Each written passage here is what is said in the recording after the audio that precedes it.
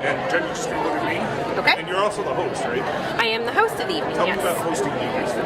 So, as the executive editor of Westchester Home, I host and MC the event for the evening. I introduce all of the guests, the honorees, and I hand out the awards and introduce the categories, and it's a lot of fun. It's kind of like the Oscars, but for Westchester Home. Have you ever hosted before? I have. This is my 4th year hosting. 4th year. Tell me what goes into planning this. So a lot goes into the planning this. We have a great team. We start a year in advance, and we actually start accepting submissions for the following year tonight. You can go to westchestermagazine.com/home to enter, and it's residential projects that are design and architecture or through builders that submit their local projects in Westchester, Hudson Valley, and we have a nominating committee that narrows down hundreds of entries that come in to come up with the finalists in each of the categories. There's about 25 categories, and then we have a judging panel that goes through and actually chooses the winners. The finalists are all introduced in our spring issue of the magazine, and then we actually announce the winners this evening. And we've been in the Performing Arts Center for 2 years now. We usually have a guest speaker. Tonight it was Christopher Peacock, who's also receiving a Lifetime Achievement Award for his work in design, and he's amazing. So he gave us a talk at the beginning of the night, and now we're having cocktail hour, and then we're going to go in and actually hand out the awards. Tell me about Christopher and his career. Christopher has been designing for 26 years this year. He has showrooms all over the world. He's opening a new one in Jakarta this fall. He is sort of synonymous with the popular white kitchen that we know today. He sort of came up with that idea and put it on the map.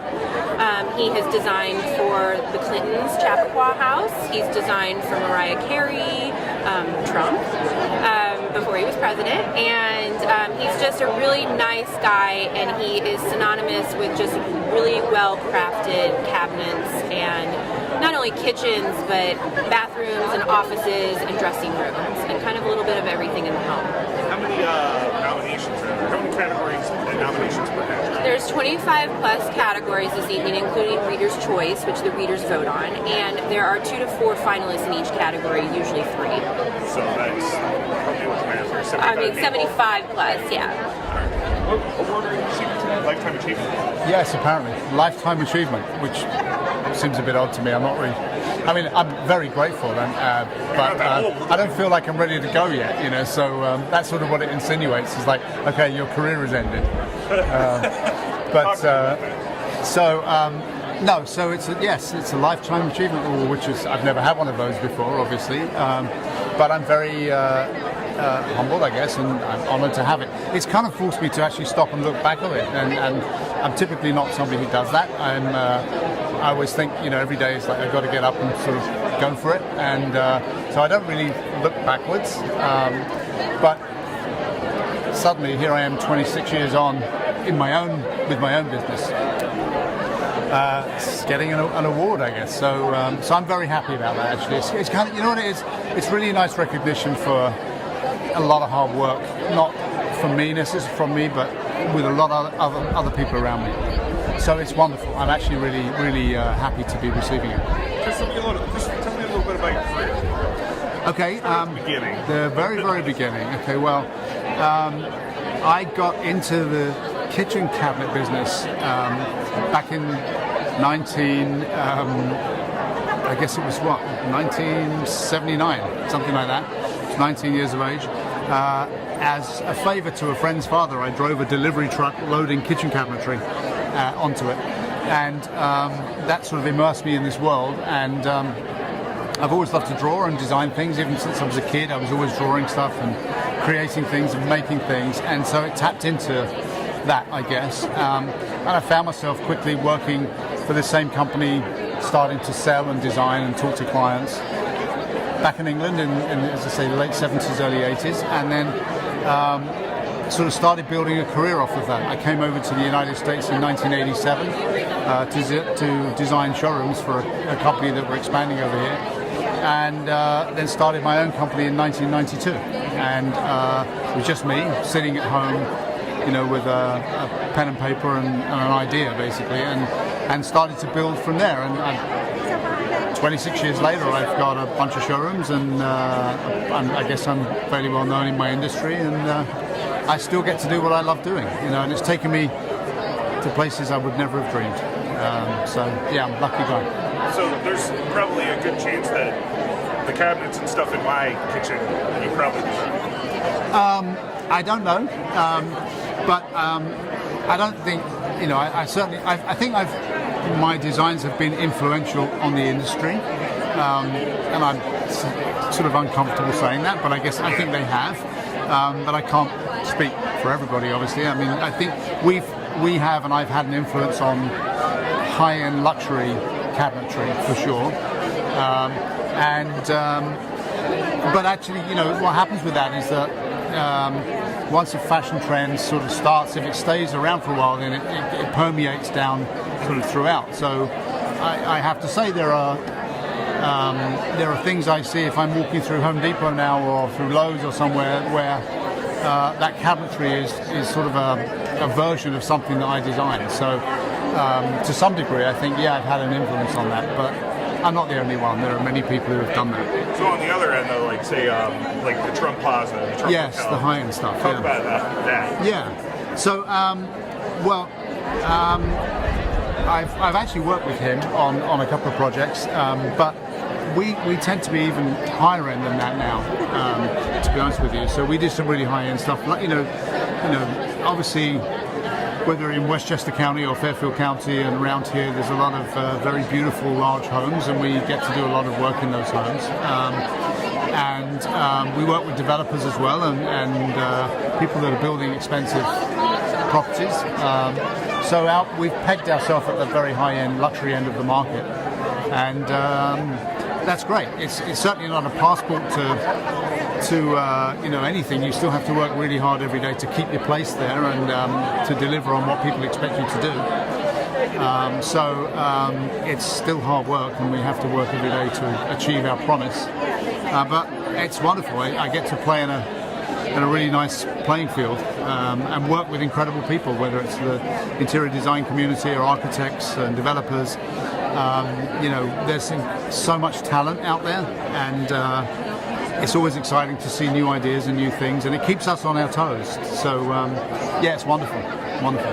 What would you say, besides the Lifetime Achievement Award, is the most gratifying achievement you've had over your career? This is going to sound really corny, but it's true. My cabinetry is made down in West Virginia.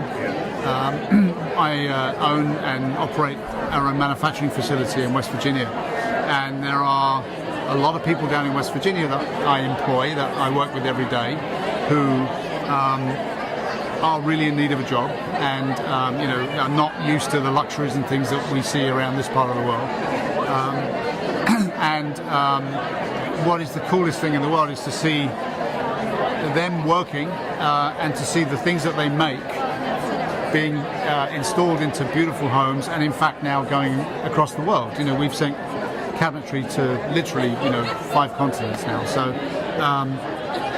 So it's a pretty cool thing to see this little group of people in this small town in West Virginia making a beautiful product which ends up in a very wealthy home in Moscow or Australia or wherever else we've been, and so that's very rewarding for me to see that they've achieved that, and that I've helped them do that. Talk to me about tonight, and how's it just feel being around everybody? How's it feel being here? Yeah, it's good. I mean, I'm as I said, I'm sort of honoured to have this award bestowed upon me. But I'm not typically a guy who relishes the thought of that kind of thing. I mean, I still feel like we've got so much to do. So it makes me feel a little uncomfortable, if I'm honest with you. I'm enjoying it, and I'm proud of it. And as I say, I'm proud because of the people who work with me every day are being represented as well, as far as I'm concerned. But having a lot of people sort of praise me is not necessarily something I look for. But I'm very happy and grateful, and I guess it's a nice thing to do. Probably when I'm going to bed tonight, I'll sit and think about it, and I'll think, hey, that was pretty cool. So yeah, it's great. I'm actually really thankful and happy that they thought of me. Did you get to see the magazine with all my nominations in it? I have done, yeah. What was your favorite? If you don't mind answering. I'm not being politically correct. I don't have a favorite because they're all so different. And Which one really caught your eye? Like, whoa. honestly, I'm not dodging the question. There wasn't one. There really wasn't one. I like them all. I mean, because everyone's different, and everyone started with an idea and was delivered upon, and I just like that you can sort of see the process behind each one of those presentations. So I think they're all great in their own way, and they're all unique and different. Design is subjective. It's not. There isn't sort of good, better, best. Even what we do what we do very well, but we're not the best at it or the worst at it. And I don't think anyone is the best or the worst. I just think we all have our place, and you try and carve out a niche for yourself. So maybe we're very good at what we do. That's what I would say. And I think the people in the magazine are the same. They're all incredibly good at what they do, and they're all different from each other, and all deserving of their awards. Yeah. Anything else you want to add today? I'm just grateful, really, to everybody that has put this together. For the magazine Westchester Home, who have been a great supporter of mine, and they've been incredible to work with and to deal with. And for everybody else, some other people I'll call out: Michael Murphy from Murphy Brothers, a fantastic building company down here in Westchester that I've worked with and I love to work with, and they're really good. And they were, I think, early champions of this idea. So that's nice of them. But no, I'm really happy that after 26 years I'm still able to do what I like doing. I mean, not many people can say that they can do that, so it's just a nice thing to be able to do it and continue to do it. And I intend to keep doing it for a long time. As I said, the lifetime bit is wonderful, but hopefully another 20 years from now we're going to get another Lifetime Achievement Award. Then I might feel it's more appropriate. So we shall see. Excellent. Thank you. And you're a judge in it. I am a judge. Tell me about that. This is my third year judging for Westchester Home magazine, and I am so honored every year that they ask me. I just find it to be such an honor. I always say it's better to judge than to be judged, but I don't know what you want me to say. Start by I hand in a nomination, or I hand in as soon as I get the nominations, I cannot wait to open them up and to see the level of talent that Westchester Home magazine attracts. Every year, it really hits another level. And this year, I found it quite difficult to rate them because the majority of them were, the level of the work was of such excellent quality. And what do you look for in a winner? I look for something original. The way I design is I try never to repeat a design that I've done before, and I try to always use different products or make custom pieces. So when I am judging, I look for the designer that really went the extra mile and did that custom piece, or really pulled the room together with the right accessories. In architecture, I look for the last detail of a molding or of a kitchen cabinet, or how the countertop is mitered. All of those things really make a difference in the design. And let's go a little into your career, your background. Tell me about what your career. Tell the audience about it. I'm the owner and principal of D2 Interiors. We've been in business about 8 years. We do all of Westchester, Fairfield County, the Hamptons, New York City, and Litchfield County. I came from the fashion industry, and I always bought and sold homes and flipped them. And when I moved to Connecticut 11 years ago, I found that I didn't know what to do owning a home so far away from the city. So I started my business, and coincidentally, we've created a niche at D2 Interiors where we cater to young families moving from New York City. We're a full-service design firm. I have 5 employees. I have my own contractors. I have my own architectural designers, project managers, and construction managers. So we really go in and we take the project on from soup to nuts. I had a client who moved from the city last year, and they were in the process of building a home, and I took over everything for them, where we picked out all the finishes and we designed all the millwork, and we really made this home, which was a spec home, a custom home that was in Copper Beach. And a week before they were to move into the home, they got bed bugs, and they didn't take anything with them from the city, and they literally moved into their home with laundered linens, food in the refrigerator. It was like a hotel. And that's really what D2 Interiors is about, full service.